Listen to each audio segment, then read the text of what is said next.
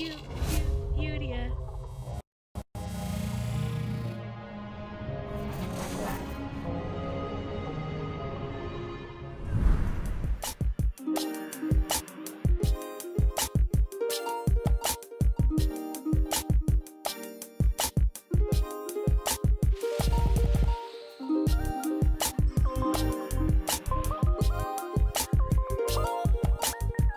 Alright, y'all, welcome back to another Youth with YOUDIA. My name is Young Activist, the host today, and we're going to go around the circle for all the youth to introduce themselves, starting on this side. Introduce yourself, bro. My name is Dane Washington. My name is Samuel Ofe. My name is Noah. I'm Ashley, and I'm Atienne. And today we're going to be discussing different topics, and what we're going to do is we're going to have each person go around and ask two questions. First round will be each person asking one individual question. We're all going to answer it, and in the second round, each person going to ask their next question. We all going to answer it, and it's going to be a discussion. It's going to be honest. It's going to be real. So tighten up, and let's hear the first question. We're going to start off on this side. You got a question? Yeah, I can start it off. You want to start it off? Yeah, start it off, Sam. Don't worry. So my first question is, I mean, I know you guys have been seeing and, partaking into the protests that have been going on. Everybody's, paying attention. We got the folks looking at us. So my question to y'all is, like, what are we going to do afterward, after all this protesting? Are we going to go back to normal? I mean, what action plans do we got to take to really make this worth the movement and worth the change? Because to me personally, I don't know about protesting and marching and that really going ultimately leading us to true change. So I want to get y'all's opinion and who wants to answer that? Who wants to ask first? Because I'll go if y'all want to. Let's go. Okay, cool. Well, I personally think when people say, "Let's go," are we gonna go back to normal after COVID-19? So normal for the black community, and brown communities is us killing each other. You know what I'm saying? Like normal is the mental affliction that we take upon ourselves. Normal is the racial and systematic oppression that the school system has for us. Like the fact we even use the word normal or the normality of the black community in America and is okay with that, even before and after the COVID-19 situation, shows a lot of us is okay in accepting the oppression in which we're in. I'm not saying you are, but generalizing the situation, right?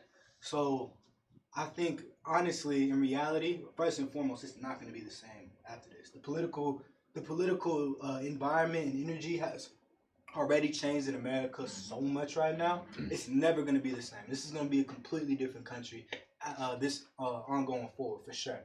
But when I talk about true change. When you talk about true change and us being able to economically, come together and see, like, how the civil laws will be passed, I would say that there's definitely going to be laws passed. I wouldn't even be surprised. Now, this is going to be a hot take right here. I would not be surprised if cops just lost their contract with America and we just had a whole new law enforcement. I wouldn't be surprised at all if police officers just did not, everybody lost their job and they stopped funding police departments all across the U.S. I wouldn't be surprised at all because America does stuff like that, man. They do things that you wouldn't expect. A lot of people never expect integration to happen in the 60s. And so the fact that it happened, I would not be surprised if police officers, got no funding anymore and we moved on to new things. So look, and I don't know if you want to chime in too. Yeah, make sure y'all chime in. We all got to say something. But what I'm saying though, bro, is yeah, that's cool. You know what I'm saying? The police, we got to change in the police system, right? And the policing. But we still got to deal though with our systematic barriers in our educational system. We still got to deal with gun violence. You know what I'm saying? We still got to deal. We still got to list. Like my man Jay always says, America, you owe. They owe us still for reparation. They still owe us for some things. So, I mean, I get we're shining light on these protests, and I'm gonna answer my question. But I ultimately think we got to take it back to the Constitution. We got to remember what this state is built on. You know what I'm saying? What this continent is built on. And if we want to see change, we got to go way back to where it started. When we got off this boat. And the rules were set then and there.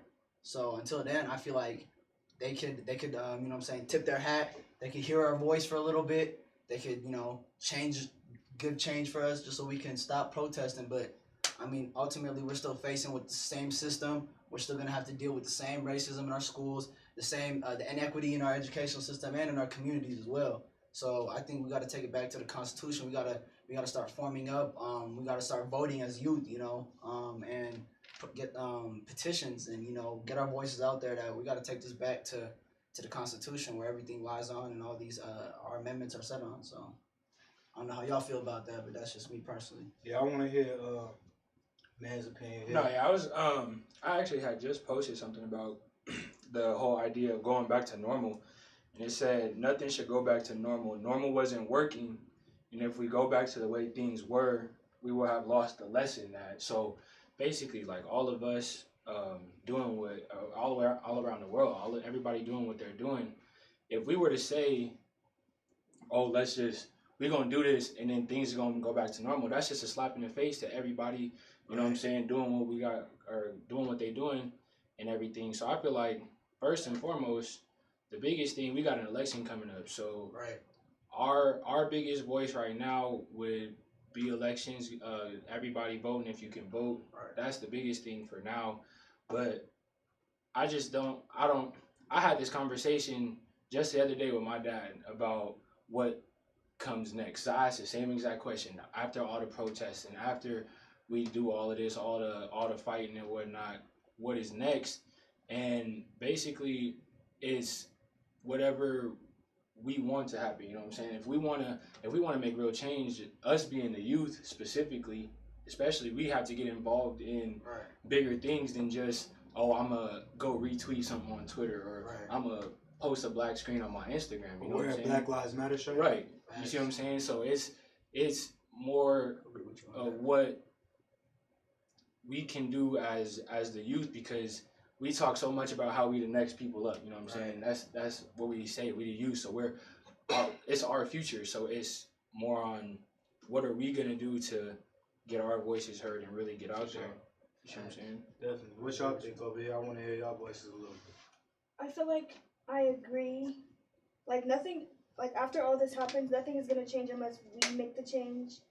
Like, cause a lot of young people now, like we just don't vote, like cause we feel like it's not as important. But I don't know. I feel like the more we vote, the more we sign petitions, the more like we get more into like the political factors. That's what really matters.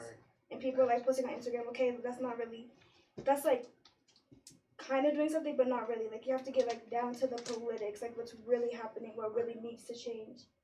So, yeah. I agree with you. What you got to say? I have a different question. You got a different question? Yeah. Yeah, go ahead. Okay, what? So, You want to say something? Before we move on, you got anything to say? No, sir. All right, cool. So, we're going to move on to the next question. Everybody cool? Any more opinions? All right, what's your question? So, like in our own community, like in our own black community, how does everyone feel about like colorism? Oh, that's a great question. How is it affecting like our youth, like mainly because it's like for something sure. that needs to be spoken on. You right, bro. All right, who Go want ahead. You can go first. who want to talk on this? Start, Elijah. Come on. Yo. Elijah, we see the smile on your face. Hey man, I'm gonna tell you now, bro. Colorism, I really think colorism affects the black community only. Like, well, black and brown community. But I would say for sure the black community. I really don't think white people care about light skin versus dark skin. Facts. I don't think they care about it at all. I think it only affects our communities. I don't think they. The reason I say that is because, like, when you look at the, you know what I'm saying, something as simple as like the NBA draft. Right. You know, they don't care if you light skin, dark skin, whatever. If you a good basketball player, you top tier, they gonna draft you. They don't give a damn because they're trying to build a franchise that's winning, right? It's the same thing in any type of genre. If you good at you know, your job, if it involves like being an architect or a mathematician, you light skin, dark skin, they don't really care. They gonna, you know, have that black face, have that token in that position, so they could be able to advertise that they got a black person in their job or in their facility. Right. I also think that light skin privilege as a whole is misinterpreted as something I feel like that is not as big as we think it is, at least within the white community. I would say, can you elaborate on? I definitely will. I'll give you a perfect example. Go ahead. Colin Kaepernick. He's a light skinned male, right? We could all agree on that. Yeah. Mm-hmm. He's not being treated like he got privilege. He's still being treated like he's a nigga right now. You know, there's people like Malcolm X or like Martin Luther King. You know, Malcolm X was definitely way hated more than Martin Luther King. You know, where's the light skin privilege in that? You know, I feel like I feel like the colorism topic is pushed because of the slavery mentality and the house nigga mentality in which we have. Facts. But I think in today's time period and how the system works, you could be, you know, as dark as night and still be a house nigga. You know, and I feel like that has affected, you know, the way we see each other, the way we treat each other, and even how beauty is portrayed within the dark skin versus light skin debate. Because I've personally seen, you know, beautiful dark skinned women, beautiful light skinned women, and I think that I think it affects black women more than it affects black men. I would say for sure too. Like, especially dark skinned women, I would say for sure. Who else got something to say on that? Well, I think colorism is definitely a fuel to the racism that's in our country already, especially in our communities. I mean, I see it all the time, you know what I'm saying, on Snapchat, on Facebook. Like, matter of fact, I feel like I said it today earlier, matter of fact, you know, like, comparison between a light skin and a black woman, and I think it was like what side would she be considered on if there was some crazy stuff. Oh, house niggas versus dark. No, it was like if there was a war, a race war, like it was just some crazy things, bro. If you a nigga, you a nigga. Right, I feel like if you got that's what I'm going. That's what I'm going with it. Yeah. Like at the end of the day, we all the same. If you a nigga, you a nigga. You know what I'm saying? Like regardless of what led up to your history, and at the end of the day, if you have black in you, you're black. And if you're representing and standing for that, and you're proud to be black, like, you know what I'm saying? I don't see anything different. There shouldn't be no controversy. There shouldn't be no argument about it. I think it's stupid. Like, real talk, I think it's stupid. Just period. I want to see. I feel like going off what you said when you said it's colorism is definitely only in black communities. You know what I'm saying? And that's where it stems from. It's not like.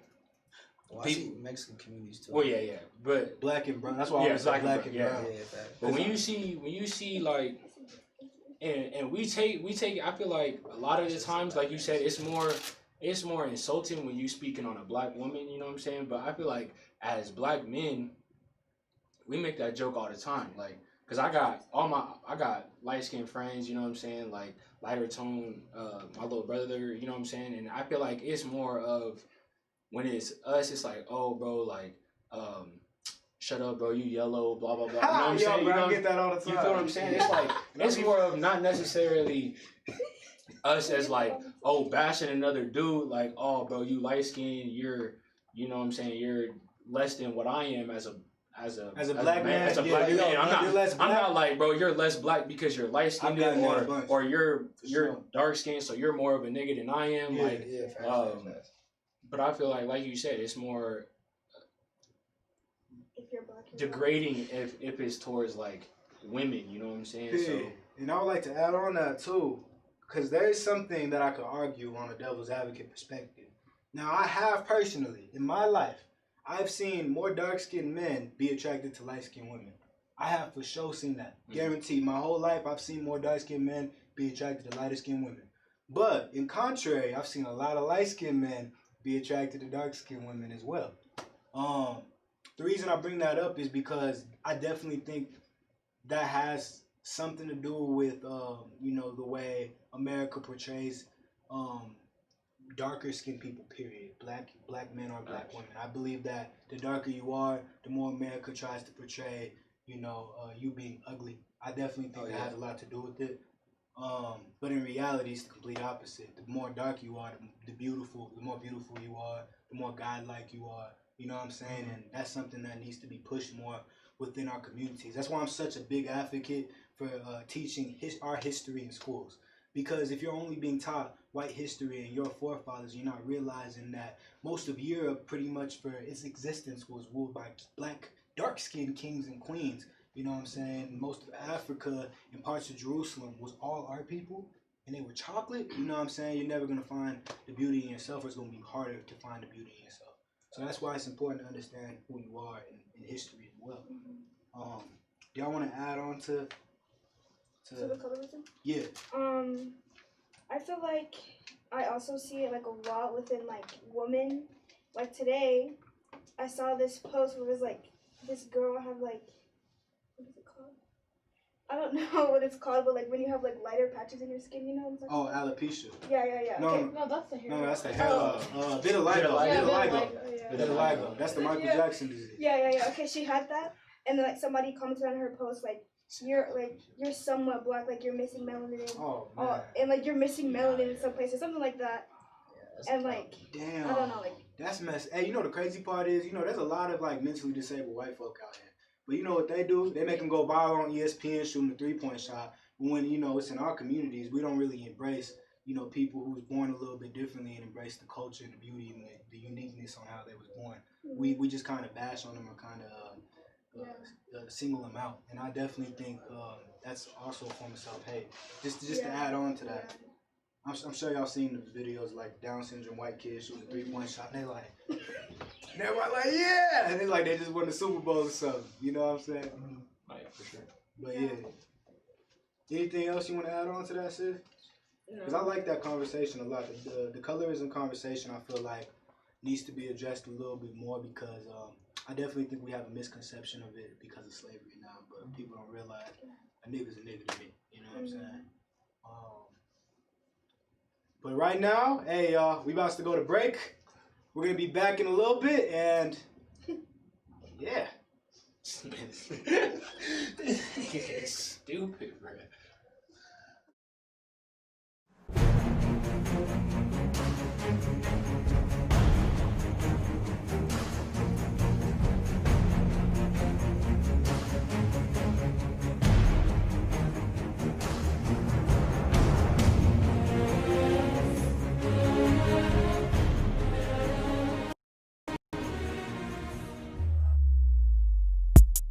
We know what y'all been thinking.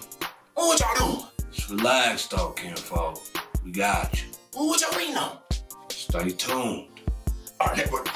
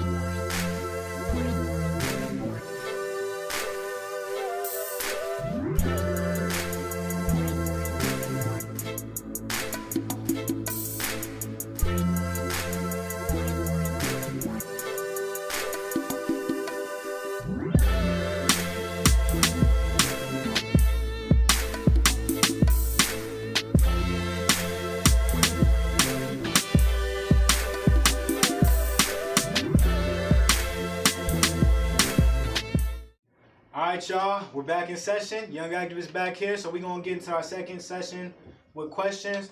Tux from the outside of the film area is gonna give us the icebreaker so we can be able to get this convo started. So let's get it. I just have a couple questions. First, we just go around the room.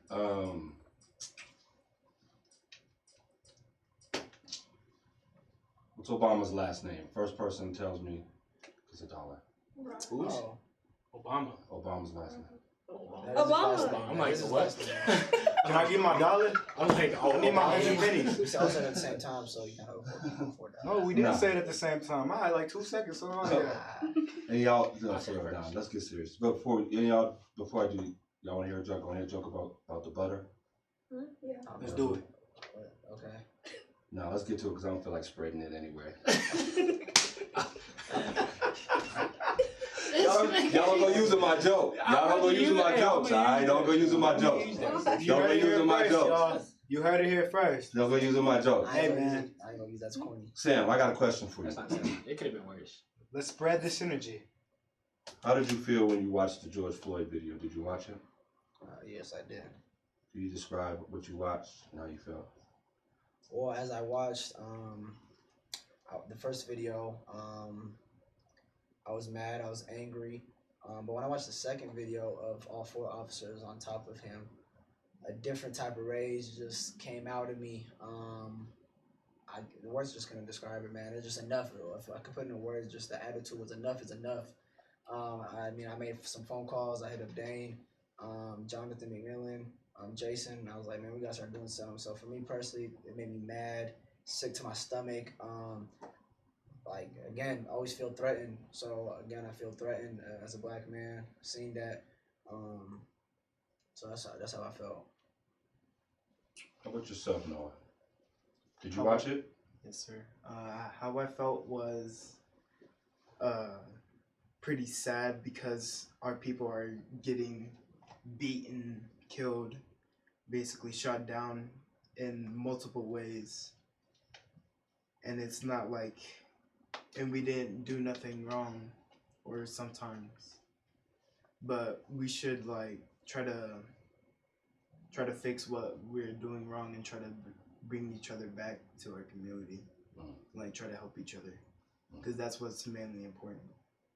How you ladies feel about that? I feel like I have a lot of like. Did you? I'm sorry. Did you watch it as well? Yeah, I watched it, and I just felt like really like sad. I don't know, because I have like a lot of male cousins. I have a little brother, and I just felt like if that was them, like I would have just, I don't know, like I would have just tried to like if I was face to face with like the actual killer, like probably would have like did some like it was just so irritating to watch. I was just like really mad about it. So. How about yourself, Ash? For me, watching it, I feel like I felt scared, threatened, like, I don't know, like just scared because like the only reason why that happened to him was because he was black. Like, I don't know, it's just scary, like, because this is the reality we face. It's not like that one video, no, it's multiple videos. It's a reality, that's why it's scary. How about yourself, Brother Day? Yeah, nah, I feel like. Did you? I'm sorry. Yeah, Did of you course, watch it too? of course, yeah. And I just feel like, like, it's the same as I felt after seeing every video. You know what I'm saying? Like, you begin to start feeling, like a hatred almost, you know, and like she said, like you start to feel a sense of urgency. You start to feel scared because you realize that it's a reality, you know, and watching that video,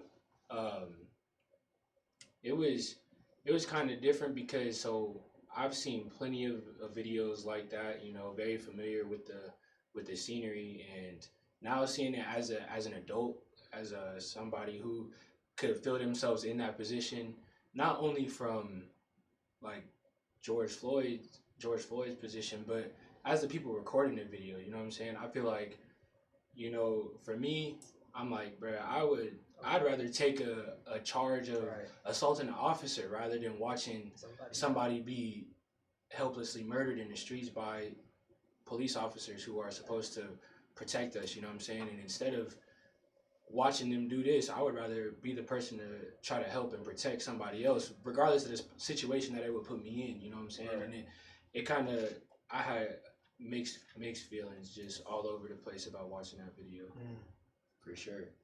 Yourself, brother. To be honest with y'all, this might come as a surprise, but I only watched like about 1 minute video. I can't watch a full police brutality video. I just do not have the stomach for it. It's something that like I understand, you know, I've seen the details, I've read the details on the situation and the murder, him calling out for his mom, but me personally, I can't stomach watching a black man get murdered by a cop. I can't do it, bro. I've never watched the whole video. I've never watched any full murder of a black man get killed, just because I cannot handle it, you know, but, you know, that kind of is almost self-explanatory on how I feel towards the situation. It's almost something I can't even stomach as a man, as a black man in America, period. Can I say one more thing real quick? Yeah. Like, for me, like, and just looking back, like, when I first saw the video, I ain't even gonna lie to you. Like bro was saying, I've seen plenty of times officers got away with killing, you know, black men for various reasons, right? But, and I talked to Jason about this too. I talk to him about this all the time. But when I saw that particular video, I literally lost hope, you know what I'm saying? As a black man in America, and I'm gonna tell you why. With this particular case, you know, George Floyd was on the ground for 8 minutes and 46 seconds, 48 seconds. Like 46. right? So as an officer, like arresting somebody and having them in handcuffs, you can't feel any less like non-threatened. You know what I'm saying? Right. And your suspect can't be any less threatening when he's in handcuffs. Bottom line. So the fact that he's in handcuffs and there's 4 officers on top of him for 8 minutes, like that's something that like I know we've seen a lot of officers kill a lot of young black men in general, but this particular case to me is like a slap on the face in a way where like if the officers didn't get charged, a police officer can pull you over and choke you with their bare hands. You know what I'm saying? Literally, and get away with it now. So for me, when I saw that video, I was like, dang, I just lost all my hope. Now, obviously, with what's going on and everything that's moving, I've got hope. I mean, things are moving forward, and I mean, the officers are arrested, but that's honestly how I felt. I lost hope, because if he gets away with this murder, there's no other way. Like, any officer can get any way with any murder, regardless of what it is. How many are still in school, high school? Okay. And of course, all 3 of you guys. How far removed from high school? A couple years, 2 years, 3 years? Yeah, 3 years. 2, 3 years. 4 years, 4 years. 3 years. 3 years. So with that being said, I mean, we know there's school shootings. We know there's fights. We know there's people bringing gangs and guns to the school. You know, the schools are not as safe as people would like them to believe. However, they did take your SROs out of there, which are the officers, right? The security guards, right? Yeah. Based upon the relationship that you guys do know that people of color do have with people with badges, so to speak. Right. But there is turmoil in you guys' school that needs quote unquote regulation, right? Okay. How do you guys feel about them taking those officers out your schools? And it's a two-part. Okay. It's two-part. Taking them out your schools. Well, let's answer that first, and then we'll go from there. Whoever wants to answer first is Y'all should go first. Being in school, yeah. I want to hear y'all. Yeah. Well, we're in school, like, we have, like, 2 officers, but, like, they never did anything. Like, they would just sit in their office all day. What school y'all go to, by the way? Thomas Jefferson. TJ. Oh, Okay. Yeah. Okay. So they See, would I want to just speak on that. chill. Like, they don't do anything, like, literally. Like, even when we had fire drills, it was more of the teachers, like, because we do, like, those little drills, like, tornado drills, all that. It's more of the teachers and, like, assistant principals Right. telling you what to do. You don't even see them out there. Like, the most you see on a fire drill is, like the firefighters actually coming from their building. Like, they don't do nothing for the school. Like, Yeah, I feel like they're just there. even like, when there's fights, they they're don't like there do occasionally. nothing. Like, and I feel like when they are there, they're there like to like scare you, to like push you into doing the right thing. Cause like, he would always like talk about how like if you go somewhere you can get a ticket. Yeah. Like he'll give you a ticket, he'll arrest you, but like he wouldn't actually do it. But I feel like he would just say that stuff like just to scare you. How do you feel now? I go to Bruce, so I only have three security guards that are just there. They stop fights and all that, but sometimes when there's like drills, they get like some people, like the people that they have that are like in trouble and all that, out of the building first. Then they try to like worry about the other kids. But if they took them out, it would be a lot of chaos in the school, because there's been a lot of fights at my school, a lot of gangs and all that. So it wouldn't be a safe place at all. It'd be totally chaos. How do you feel? To be honest, about cops in schools, well, basically, replacing them with counselors and instead of cops, I like the idea, right? Because due to post-traumatic slave syndrome, in which we all go through as Black America, we definitely need to be listened to, right? A lot of people just talk at us, but nobody really talks to us all throughout the decade decade plus 2 years in school. So being able to be heard is definitely something of value. And so doing the counselors as opposed to the cops, especially if the counselors look like you. Now, I'm going to be honest with y'all. The reason why I have an issue with that is because I believe these counselors are going to come into the majority of these schools and not going to be Black or brown. they're gonna probably be white. And so just right then and there, it's not necessarily replacing the cop with something that could help us out. In reality, it's honestly creating a more out of order situation in the schools. You know what I'm saying? Because we're not going to connect with these white ass privileged Inglewood, Thornton, Colorado, CU Boulder counselors who's coming into the school system and want to talk to them. You know, we're gonna be even more angry because they're not gonna understand us. Yeah, then they're gonna start saying we all have ADHD and trying to give us medication and stuff like that. Yeah, call social services on our mom because they don't understand a black mom beating their child because they come from a white household. You know, so even when talking to them and trying to like trust that they ain't gonna put our business out there, it's gonna be even harder in itself. Is that something that's been suggested? Is that do you know too as well? That they're going to replace the officers with counselors? Is that something they've already said that they're going to do? That's in the works. Yeah, That's in the works. I heard about that. I don't think it's actually happened yet. But, it's in the works. I've heard a few different levels of how they're thinking of it. They're thinking more so how to get more community folks into those positions, right? Because we think that that's always also a barrier for community organizations of color to get into the schools, but they don't have a solid. That's Great Dane with Kids Above Everything. That's his voice too as well. So with that, can I ask a caveat off of that? When you guys went to school, when you was in school, or when you were in school, were they a resource? Could you go to them? Yeah, see, I went to TJ. I went to TJ as well, and I don't know if it's definitely the same officer, but.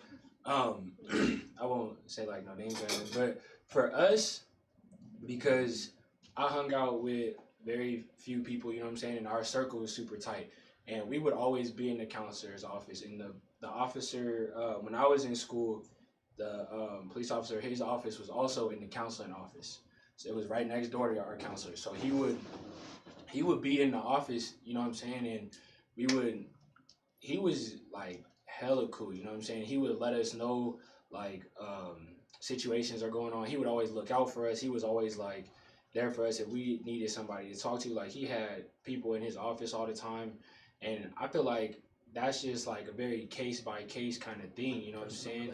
Yeah, because you gotta, and even with he like was black? No, he's a Hispanic. Well, he's white and Hispanic, but so he actually before. Like during all the protests, the George Floyd protests and stuff like that, he actually reached out to everybody in my friend group and let us know like he stands with us type, you know what I'm saying? Like I understand why you guys are doing what you're doing, and I respect you guys for doing what you're doing. And he's like, I just want you guys to be safe, but just know that me personally, I stand with you, you know what I'm saying? So I feel like it's a super case by case kind of thing in terms of who the person is and what type of relationship that dude or that woman has with the student body at that school, because he's retiring anyway, but I feel like he's a super cool dude who, you know, we interacted with, we related to, you know what I'm saying?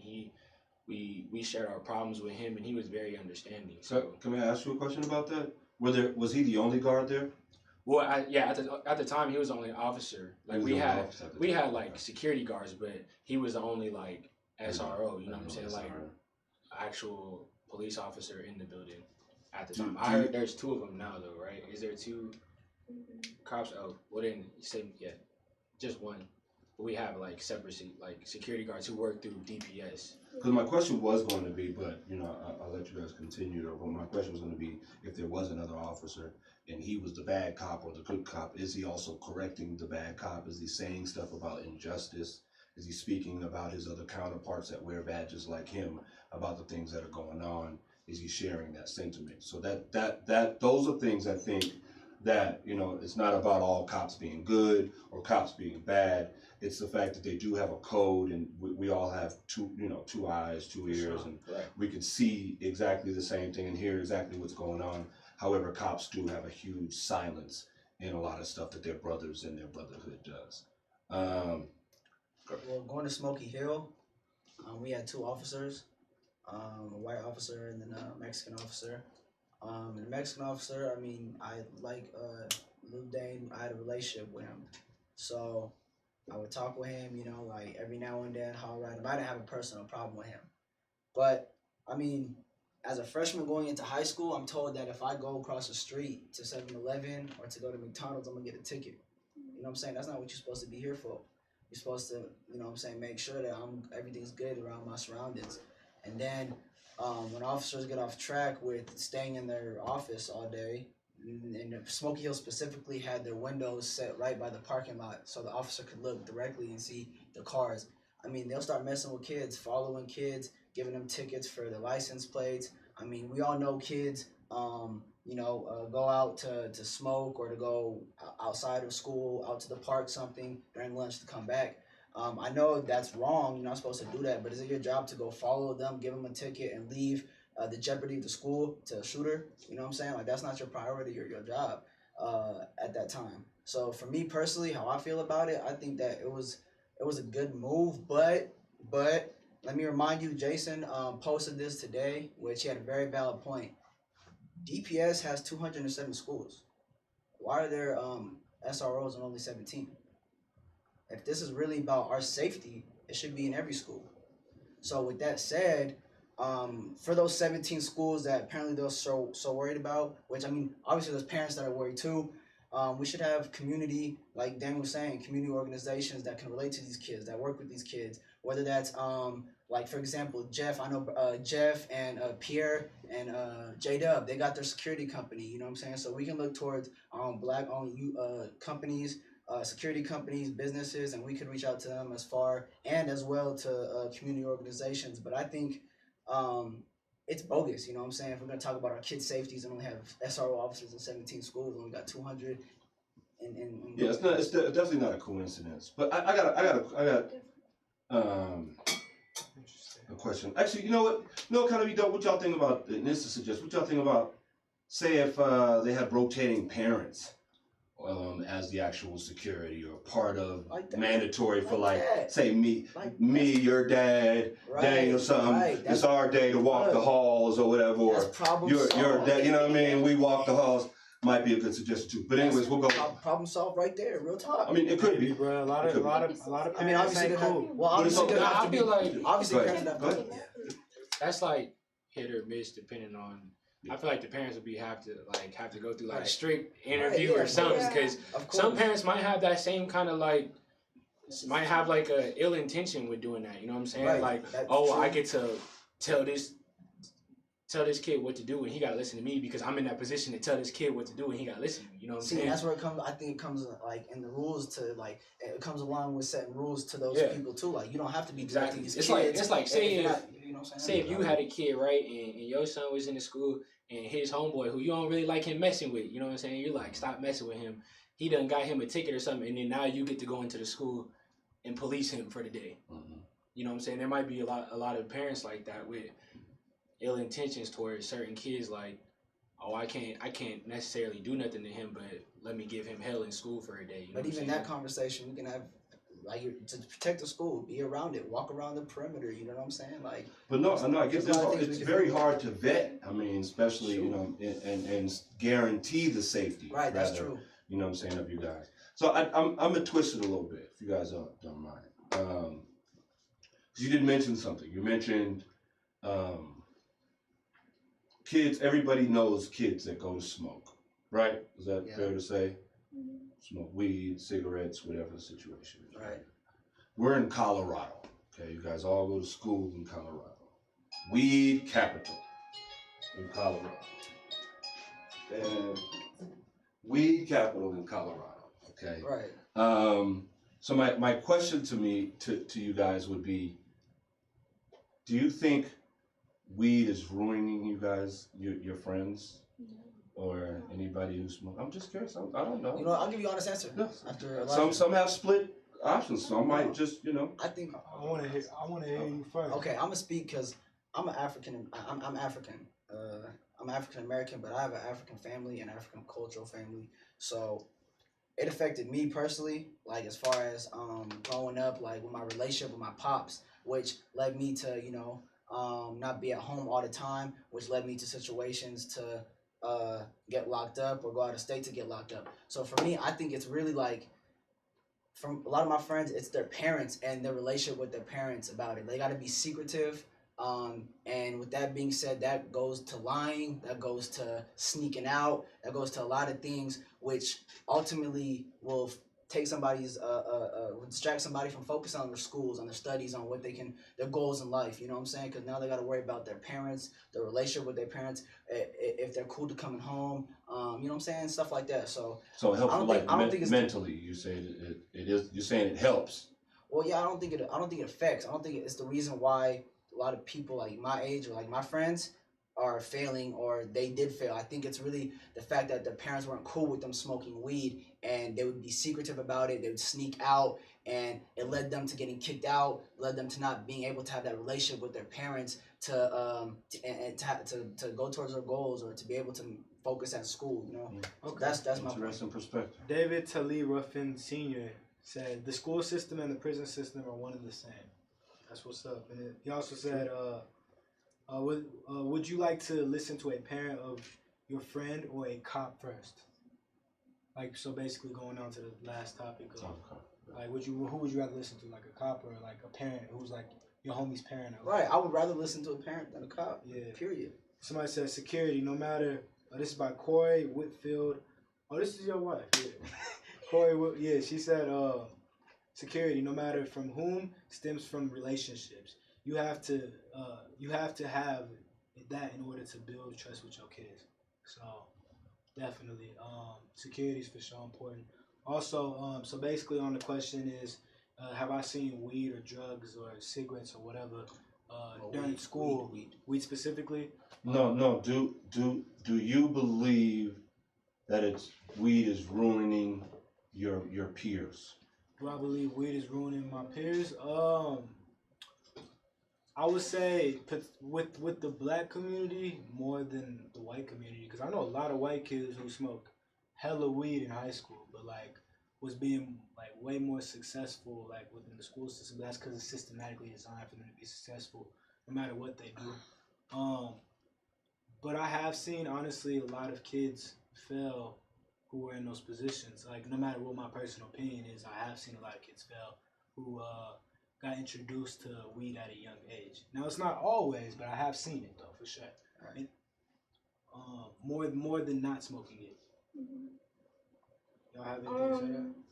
I feel like it could go both ways. Cause for me at my school, there's like a lot of athletes that smoke, but like they're perfectly fine in their sports and not like really successful in their sports, going to college for it. But they also smoke, so it's like not a distraction. But also, I feel like if you get like too caught up in it, it can definitely like mess you up. Like all you worry about is going to smoke. Like now, like worry about your education and smoking, or just your education. Like I feel like it could just go both ways. I feel like it's not the actual plant, it's your mentality, how you think.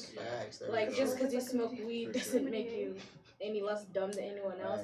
But if you make yourself believe you're any less dumb, then you're gonna act more dumb than anyone else. But I just feel like the word like weed, the actual plant, is not doing anything to anyone but making people feel how they want to feel.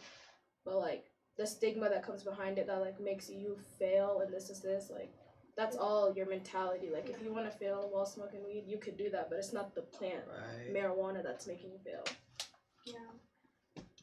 That's all responsibility right there. Right, and I feel like I'm a living proof, because for me, my pops, when I was living with him and I never like talked to him about it being secretive, I couldn't focus on my school, but I was still smoking weed.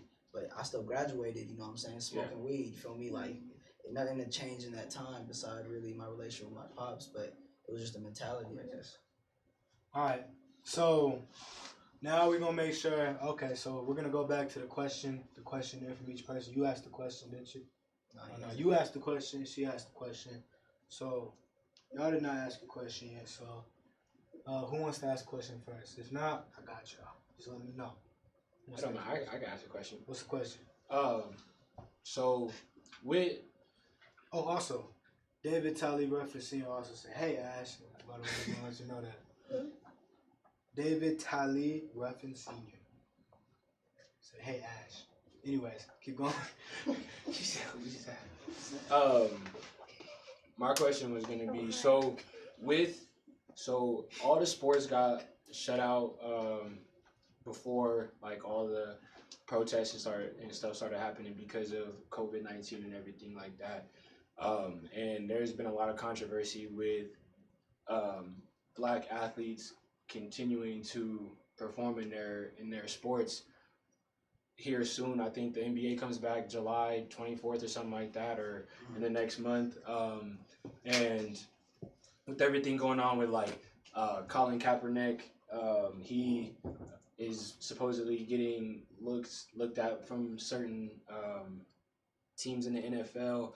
But what is you guys' opinion on black athletes continuing to come back and perform after all of the protests and the Black Lives Matter movement and stuff like that post COVID-19?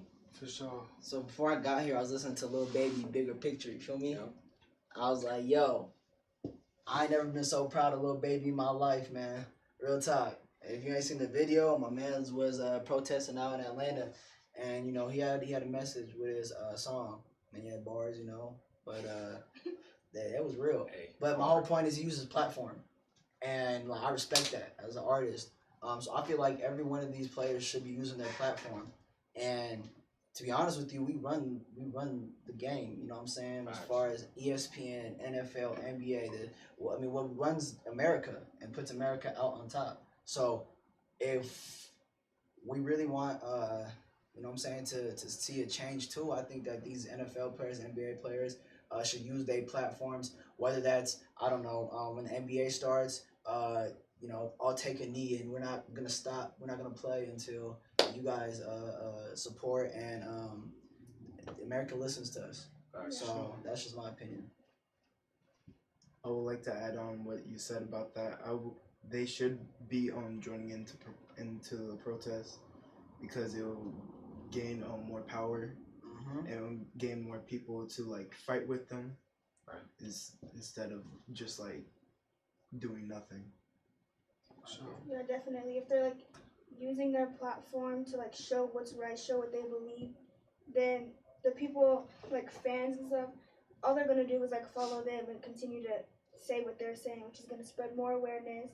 It's gonna be good. And like you said, if everybody takes a knee, then who's gonna play? They're gonna have to start agreeing, realizing that this needs to change. Like it's not like, I don't know, like it's like a hard reality. Like it has to change. So I feel like the only way is to use their platform, is to just keep speaking on it. Don't like just keep speaking on it.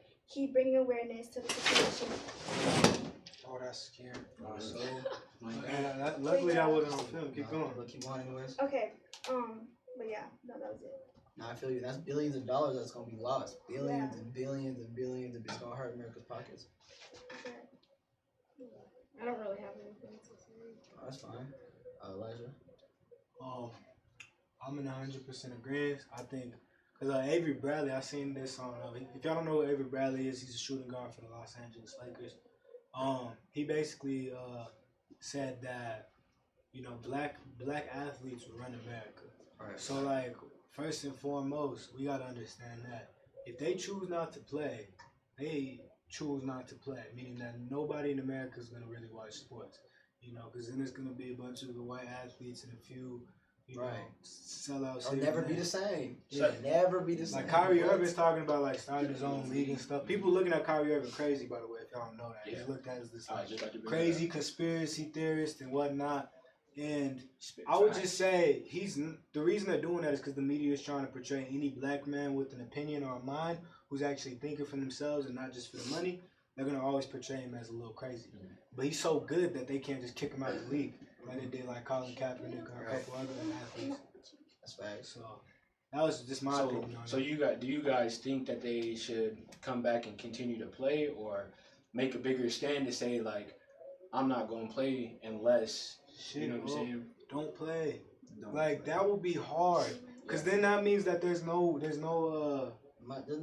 sports. Billions of dollars are gonna be like being took out of America's pockets. Don't play. People are gonna be demanding. Now, don't get me wrong. I mean, you talk about how many people watch basketball and football. Those people are gonna be demanding for Black Lives Matter and for them to listen. You see what I'm saying? Like all viewers that watch it, because they're gonna know what's up. And I mean, if you don't feel and respect that, then you're part of the problem too. You're gonna be called out on that, and that's what's going on now. Don't play. Hey, it's a I would like to see who wins the championship. You know what I'm saying?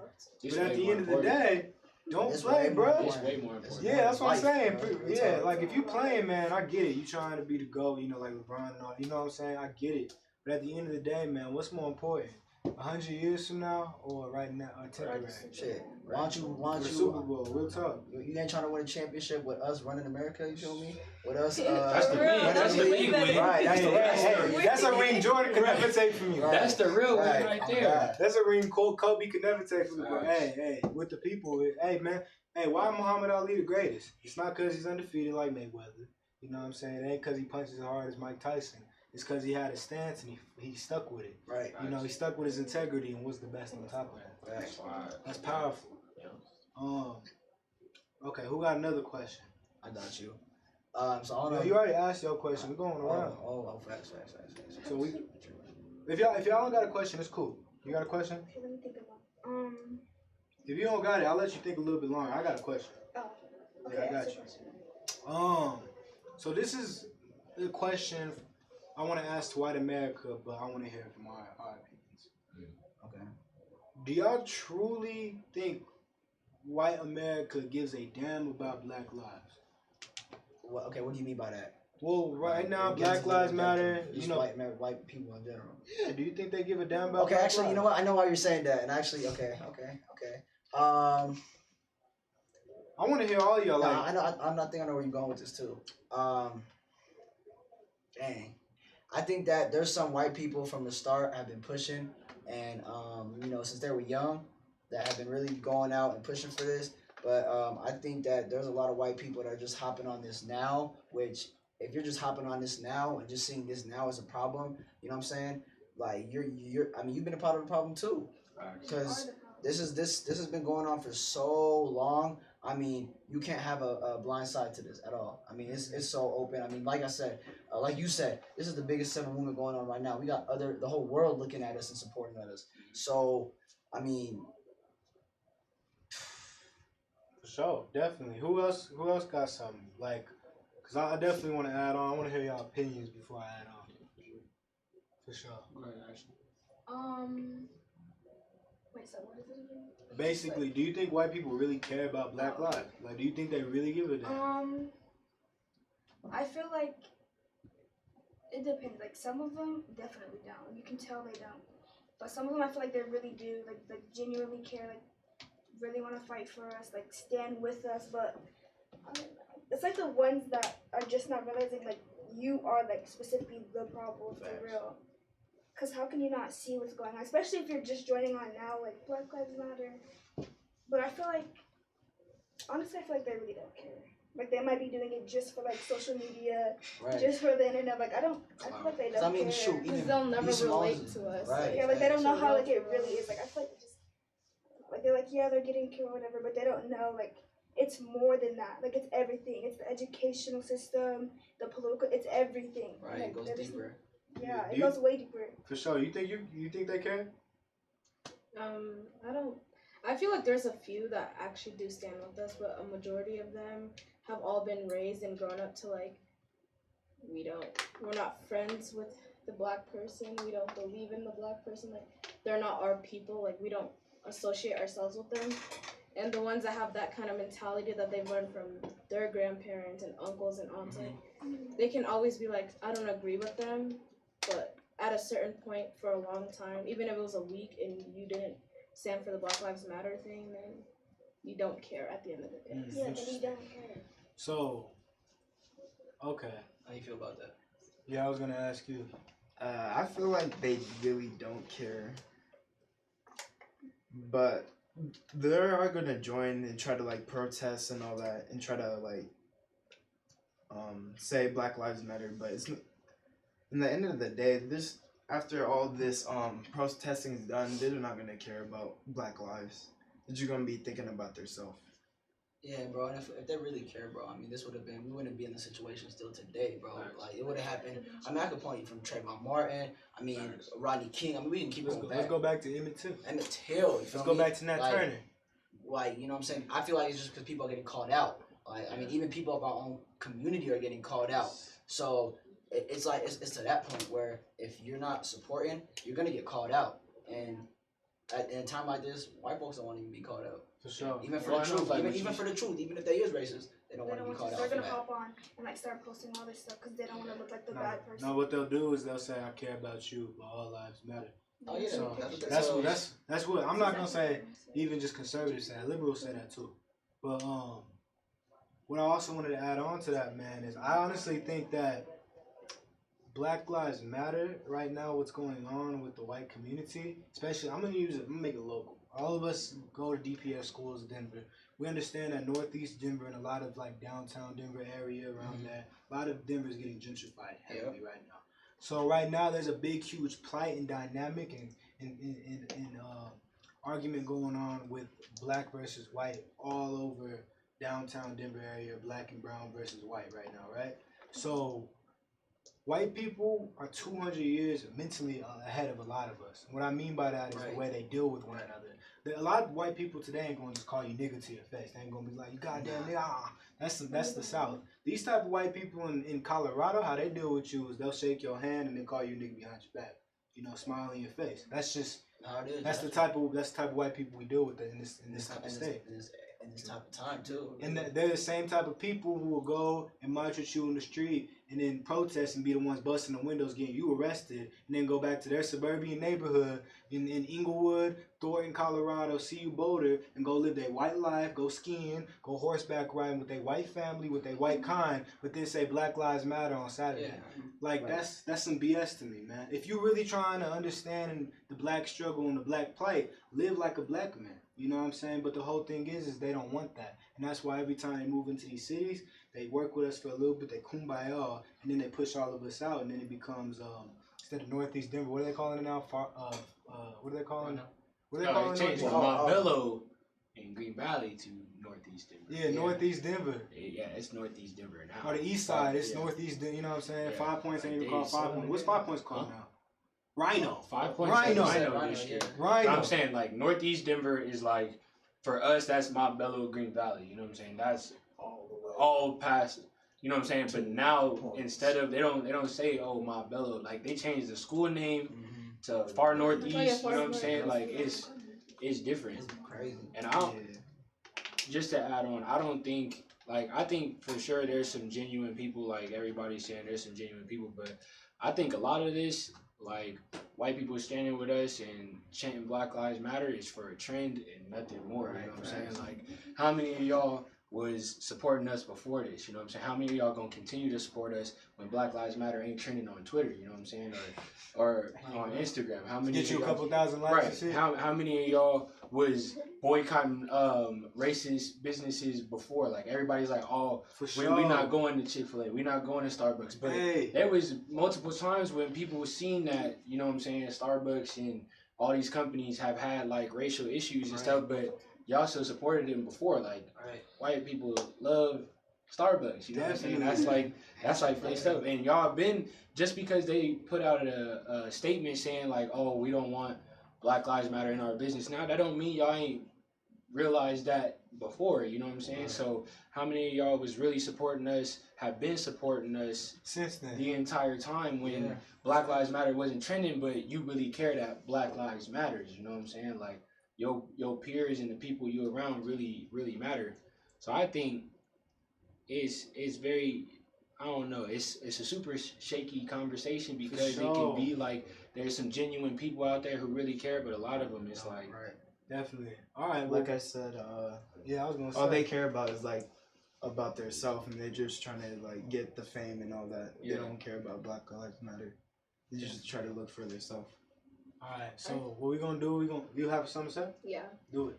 I feel like since we're like so aware, like even if it was just like this little group right here, like most African American kids, like we're aware, we see what's wrong, and like one way we can make a change, like we need to go into politics. We need to gain a liking or want to go to school to go into the be a politician or something and help change stuff within our community. Like start here and then go around, like try to like apply, like help in like the office and stuff, like write letters, try to do an internship, like stuff like that will like help your community first, and then when people see that it's working for you guys and other kids around the world, they're gonna try to like, or not even the world, in the United States, they're gonna be like, well, if that state is benefiting with a whole bunch of like black kids and people being in office and stuff like that, then why don't we try it and then just go around the whole entire state?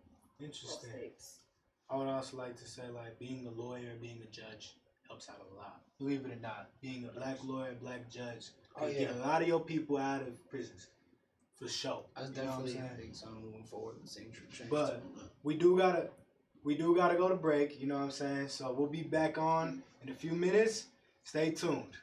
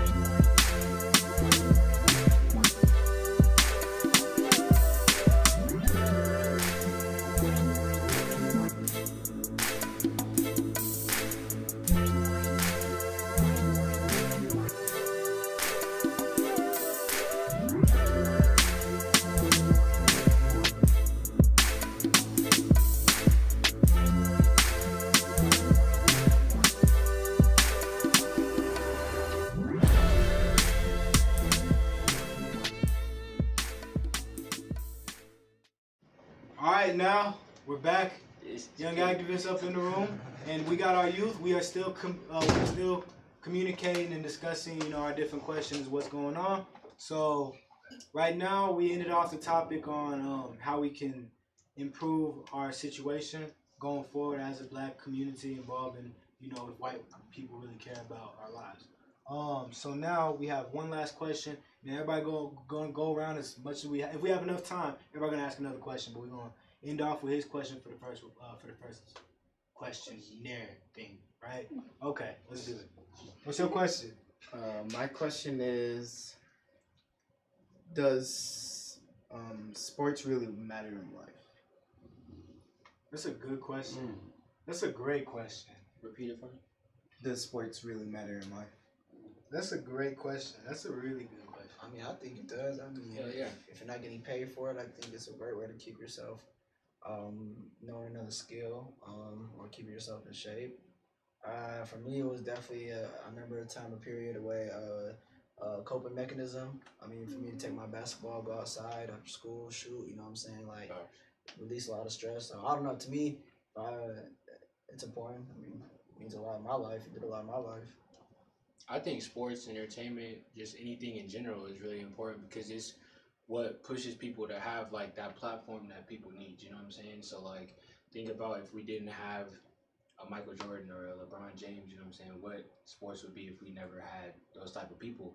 As well, like sports have always been big to me. I played football in college, and I think once I stopped playing football in college, like you said, like it's a coping mechanism for me because once I stopped playing football and I had knee injuries, it was a completely different life that I was living, like just a whole different aspect of life that I had to deal with. So for sure, sports are definitely huge and very important in a lot of people's lives, you know what I'm saying?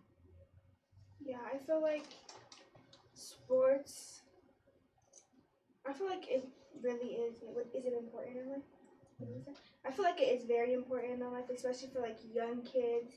They see people like LeBron James, Kobe, stuff like that. Then they'll like want to push to be like them, and that being in sports can like help you to like stay in school and have good grades so you can stay on the team, then go in higher places. You know, like I feel like Give it's always just like a good thing, Right. like to keep you motivated. Yeah.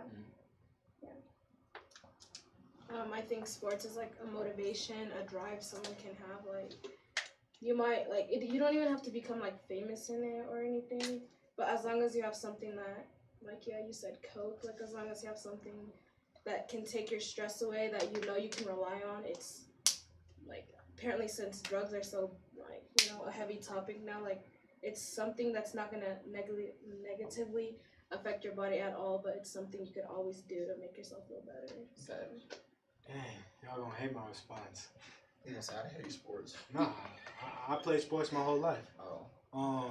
Like I grew up in football. You know what I'm saying? I was a hooper too, a little bit, but I was for sure a football player.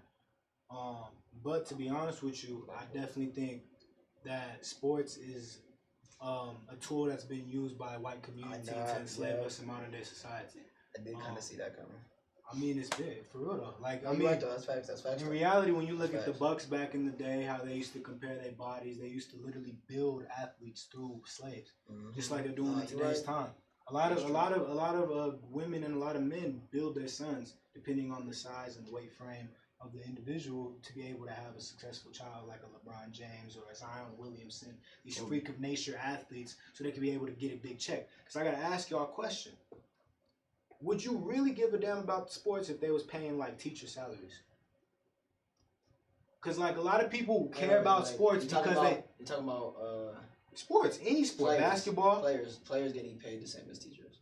Yeah. Do you think we'd have as many LeBron James, Lonzo Ball? Do you think we have as many No, athletes who's really strong? People know their worth, though. People know their worth. I mean, But let's be honest, though. On a national level and how sports is just broadcasted, I mean, honestly, to even as a fan, I'd be offended to see LeBron James get $75,000 for his talent. But listen though, so I think they would know and they talent too. Plus, I mean, if we're gonna talk about white men who run, sports, they're dealing with billions of dollars. It's also a multi-billion-dollar industry.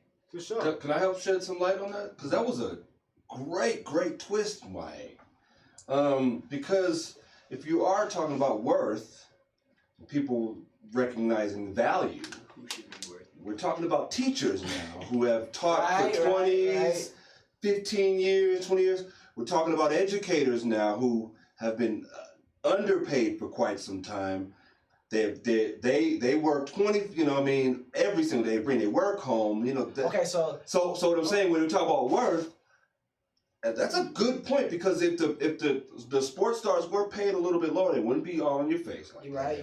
They wouldn't be able, what's there to aspire to if it isn't the money, the dollars, the fame. Sports makes too much money. But I think that's a huge point.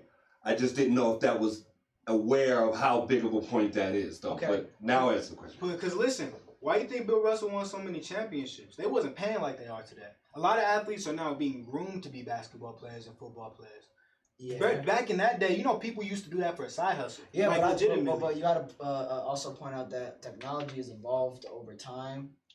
The way it's been broadcasted and put out there, it's different. You feel me? You weren't able back then to be able to work with national broadcasting companies and have all the setup that they have today with the type of graphics that they have. So I think all that plays along though with it.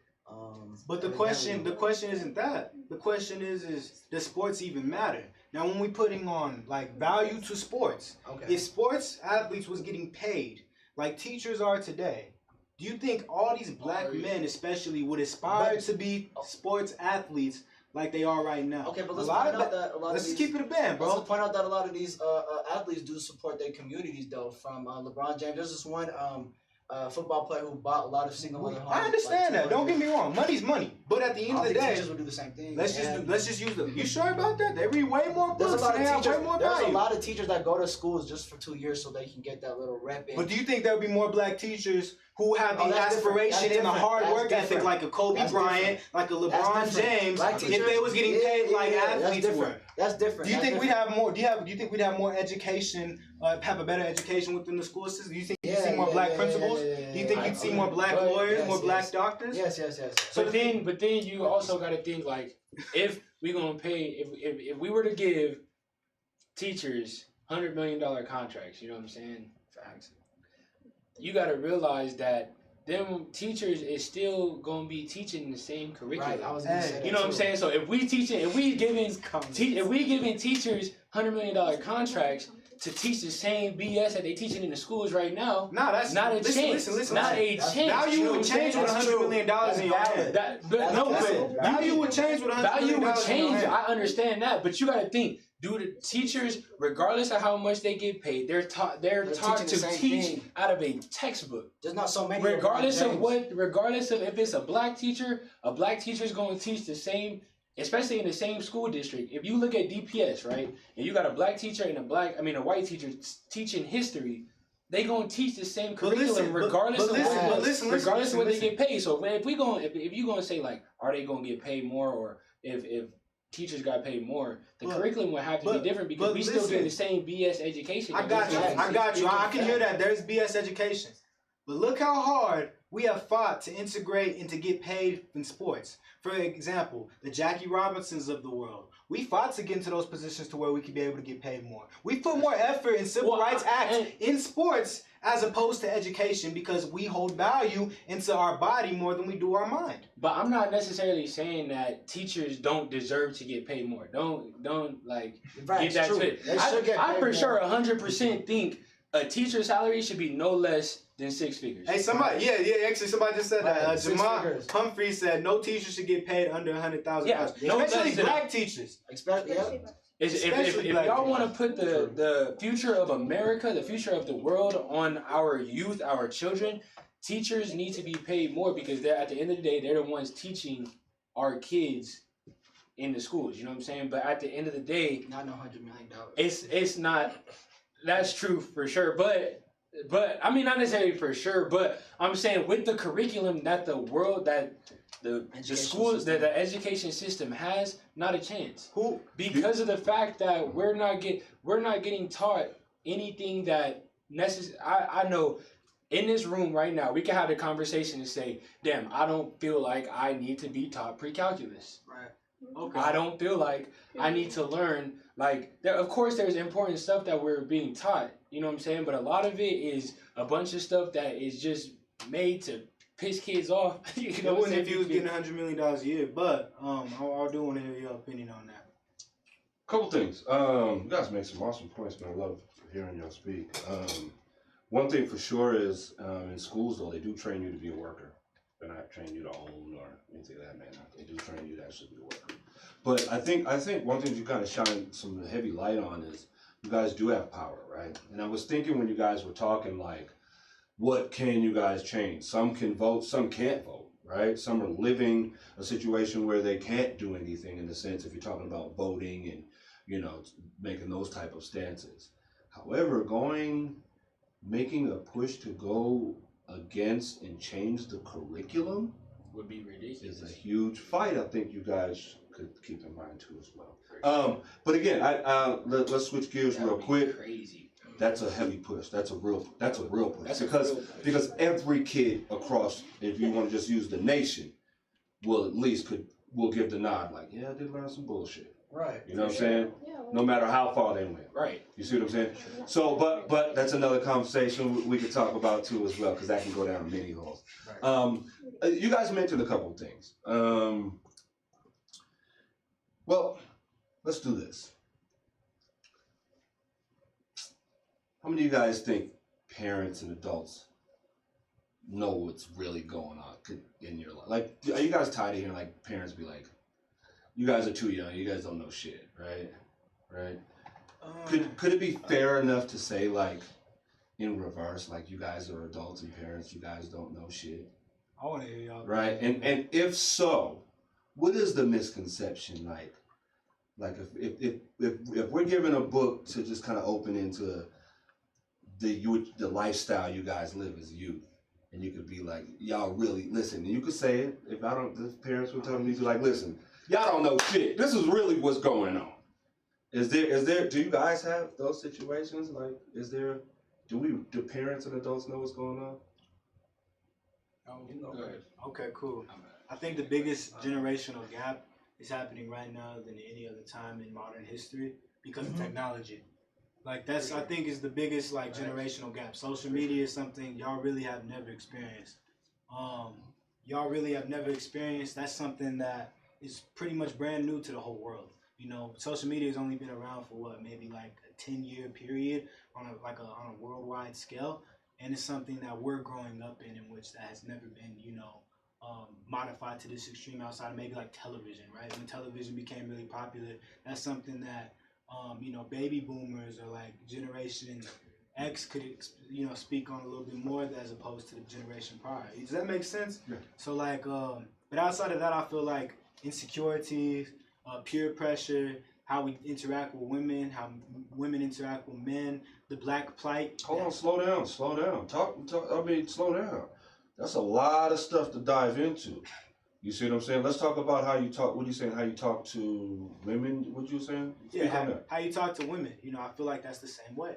Instead of you going and giving them some flowers or something, you know what I'm saying, one-on-one, you might swipe right on Tinder, or you might slide in their DMs. But either way, the goal is to be able to get who you need. You know what I'm saying? Get what you want and keep it pushing. Now, I'm not saying that's a good thing. I'm not saying that's for my morality purposes. When it comes to the interaction with the women or the men, or the women interacting with the men, it's pretty much the same thing in today's society. The only thing I would say is we're a little bit more over-sexualized as opposed to the generation before. Oh yeah. 100%. Because porn and like all this technology is more accessible. It's like a flip of the finger to get on pretty much whatever type of porn you want to watch or whatever type of sexual desires you have. Which is clearly toxic for our communities, but it's easy and more accessible as opposed to in Generation X. You can go and get like a porno magazine from the store. You had to like pay somebody a nickel and a dime to do that for y'all. Or like you had to flip on the channels, back in the day, to the creepy stuff, late at night. But HBO and weird stuff like that. We ain't gotta do that no more. It's like shit. It's like kids at 4 years old is getting introduced to porn now. You know what I'm saying? That's real talk. The over sexualization. So, what is another misunderstanding you think that adults are like have no clue what you guys' world is like? Drugs. Yeah.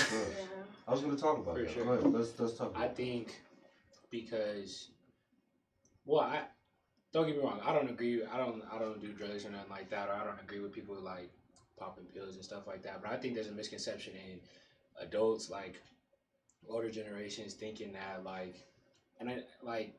there is some cases where it like messes with people and stuff like that. But like my granny and stuff will tell you oh, smoking weed will do certain will mess you up in the head. And I think it goes back to that conversation, does smoking weed make a person who he is or who she is, you know what I'm saying? But I think there's a misconception that older generations think that all kids do the same drugs, you know what I'm saying? If you smoke weed, then you gotta do acid. If you do acid, then you gotta be popping Zans. If you're popping Zans, you know what I'm saying? I feel like it's pretty big in terms of what they see as drugs. Could I ask a question? Well, there was a statement that she was talking about.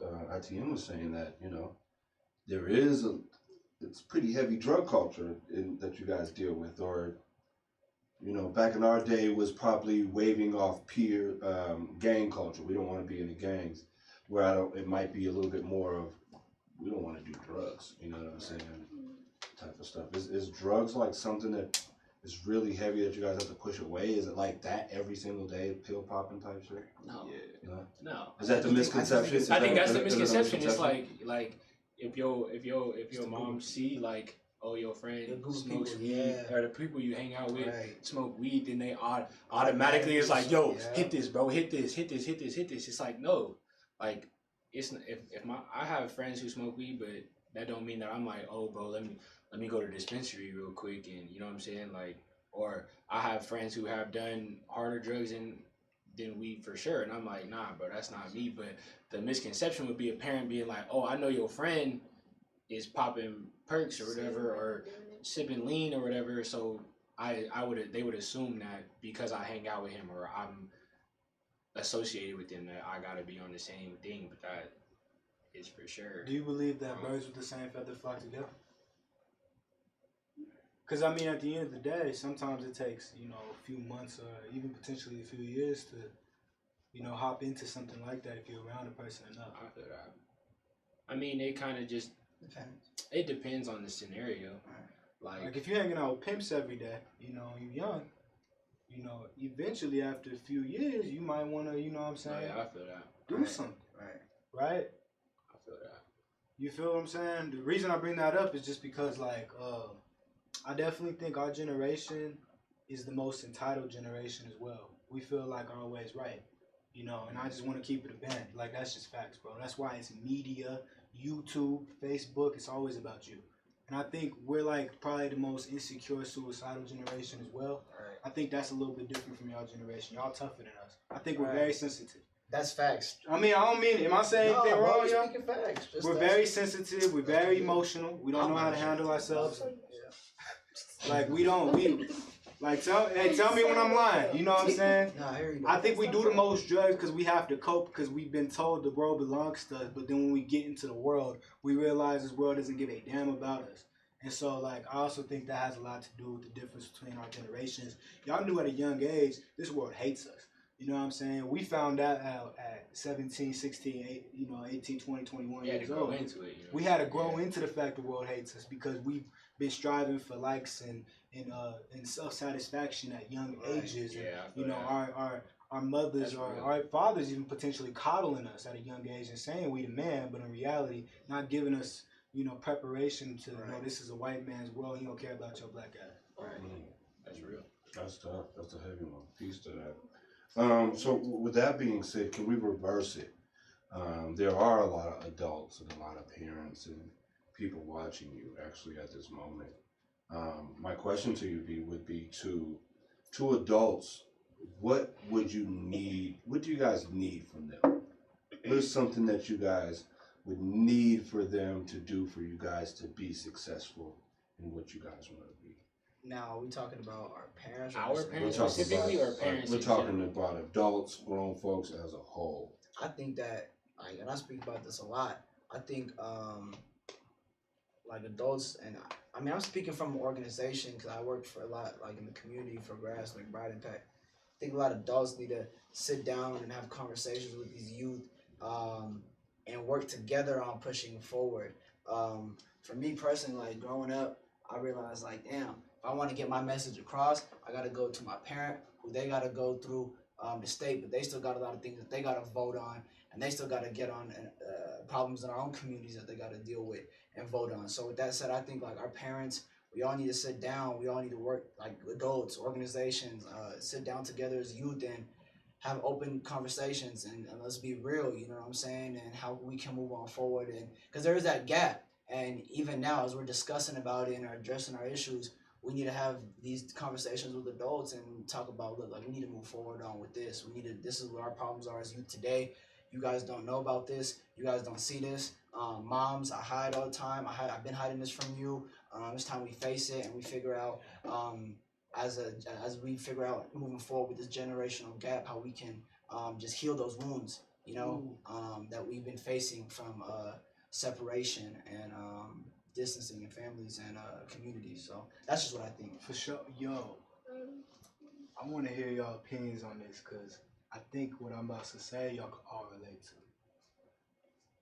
You just want to say something? I know, I was just going to say, like, you always hear the phrase, like, it's never too late to go back to school or something like that. Oh, like, my God. A 40-year-old woman with 6 kids and she wants to go back to school to get her education. Like, you don't have to physically enroll, but you can be involved in groups or like read articles, like educate yourself on why this is happening, on why there's an increase of suicides, on why there's an increase of drug intake. You can educate yourself and read articles on it and understand why probably your kid is acting this way and not just being like, you're hanging around the wrong crowd, that's why you're acting like this. Is it like everyone is different in their own way. Like you need to educate yourself and find a way for yourself to handle situations and not blame it on a group of people like stereotypes. For sure. That's good. Anybody else have anything What for was adults? the question again? What do you believe adults should know? No, what should adults do to help you be successful, or the youth period? What I think adults should do is to if they have kids or if they have grandkids, they should try to push them to their limits and try to build with them Right. however they can, and try to like build them up to let them be successful in life and teach their kids how to do that as well. So we don't have to like be we don't have to do drugs and all that, and we could like be together and like try to help each other. All right. Two things to add on to that. In short term ways, like I think a lot of parents try to build their children instead of building with them. Right. And I think that's like a big, huge division. Cause like I don't like feeling like my life's being planned out for me. I like experiencing life. I like understanding and learning for myself. Sometimes it doesn't mean let me off the leash, but you know what I'm saying. Let me smell the roses for myself, right? I do enjoy that a little bit to a degree. It doesn't mean be a loose parent and you know what I'm saying, be whack, but yeah, build with me as opposed to building me, you know, because then I create a codependency psychologically, and that's gonna mess me up in life. Second thing as well, I think we could agree to this as well, bro. Like, I can be taught by people who's not my parents. Yeah. You know what I'm saying? Like, that's something I feel like a lot of parents got insecurities on that they don't want to talk about openly. Like, I could respect people outside of you. I could learn things outside of, you know what I'm saying, just you. You know, you're not you are kind of the alpha and omega in the house, but, you know, let me learn from somebody else. You know, I see you every day. I take in what you got to say, but sometimes it takes that other voice for me to really understand, interpret, and listen to what I need to hear as a young man to be able to grow, as a young lady to grow. And, you know, there's other people out there with opinions that could help me become the person you want me to be. So. 100%. We're going to a closing, basically. What we do for folks that are not here, just basically want to go around the room, say something if you want to. Mr. Dane Jr. Start right there. Wait, run that by me one more time. We're about to close, man. Say your shout outs, man, and the FUs and your hellos.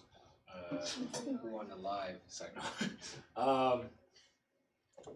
I just want to say thank you for the opportunity. This is my first time being here, you know what I'm saying? And I think this is super dope what y'all got going on, for sure. The whole idea of YOUDIA, the youth media and stuff like that, getting people involved and hearing different people's voices, that's dope. So big ups to you, big ups to all y'all being here, and peace. Again, I appreciate this my second time coming back to back. So good luck, Elijah. Appreciate you. All right, this guy. But y'all should go check out our Facebook page though, 10 for 10 or the Rise Up. We will see our following events that us youth are doing throughout our community. So just stay more involved and engaged, and I'd appreciate that. But that's it for me. This is my second time. I'm glad to be here. It helps me a lot to talk about what's like going on and what we can do, basically. And that's about all. Sure. I'll close this out. Oh, okay. This is also my first time, and I also want to say thank you because it was like a good opportunity. Like I would not do this regularly, and it was like good to like talk about like what we felt was right, like how we felt, our opinions, get them out there. Like it just felt good. Right. Yeah, so it was my first time as well, and I just wanted to say like thank you because like I have like bad anxiety, so like the fact that I even like started talking to people that I've never met or knew shows that I actually like related to something, and it shows like it needed to be said. And that's real. It was not that I knew you guys, but it was just like comfortable because I knew everybody else had the same opinions as me. So, Right. For sure. Every Wednesday, 6 p.m. Every Wednesday, 6 p.m. we here, 7 p.m. we start. You know what I'm saying? So we got to make sure that y'all come out. We support. We're going to get this channel bigger. We're going to bring out more youth. So be prepared for the guests. Be prepared for the questions. And be prepared for heated conversations. Shout out Hezekiah Hall. You know, Hes for Press. I need him to be here and yell at Sam again for football. That was hilarious. Defend the commissioner.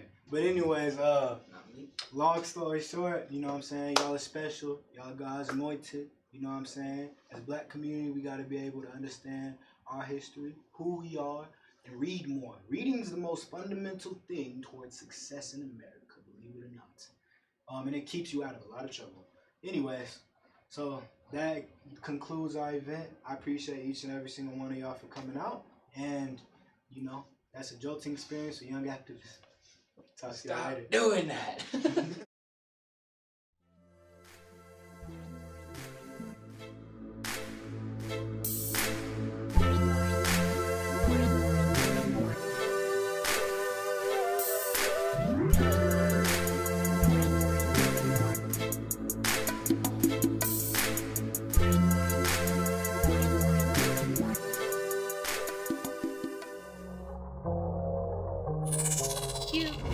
YOUDIA.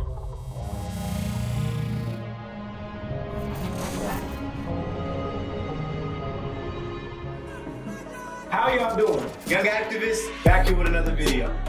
So today we're going to be talking about filters and why people use them.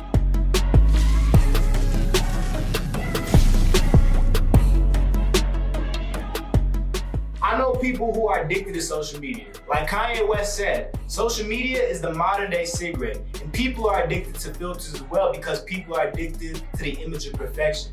But people have to understand the importance of flaws because imperfection is the best perfection you could possibly have. A lot of people like to put puppy dogs on their face, lighten up their skin, try to make themselves look thinner. But in reality, the best way you can win somebody over is by owning up to your flaws and being yourself. We live in an idle period. For example, Facebook, YouTube, Instagram, everything's about you. But what we don't understand is actually understanding how to be yourself and be imperfect and show your flaws on social media makes the perfect version of yourself.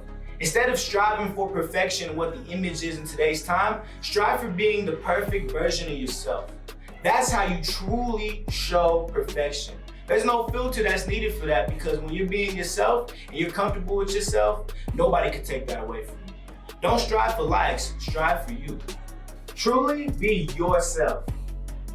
Don't strive for likes, strive for you. Likes don't pay bills, y'all. What we have to understand is being the best version of you means you're focusing on your goals, accomplishing what you have to do. And the people who are going to come around you are going to be needed. It's not the ones who just like you because you look good on the filter. They actually like you for you and the flaws that you come with. Imperfection is what you need to be striving for and being the best version of yourself. Likes don't pay bills. Social media is the modern day cigarette, and cigarettes kill you. All right, y'all, so we have to understand is this addiction is gonna be really hard to break, but if you can break this, you can break anything. Start striving for yourself, know how to understand and truly be yourself, and everything around you will be accomplished and manifested. You know what I'm saying? So there's a scripture I really like, Proverbs chapter 3, verse 31. It says, envy thou not the oppressor. Know how to be you, know how to be yourself, and love yourself. Number 1, turn off your notifications. Actually, call them notifications because you're not going to be on them no more because it's going to help you get off social media. So get off your notifications. Number 2, track the time in which you're on social media because you'd be surprised how long people be on social media. There's only 24 hours in a day, and we want to make sure we are reducing those times each and every single minute. Or number 3, get the hell off social media. Read a book. Get a hobby. Social media is not your life. If you ain't making money off of it, no reason you really need to be on it outside of that. Well, that's another jolting experience for young activists. Make sure you like and follow. YOUDIA.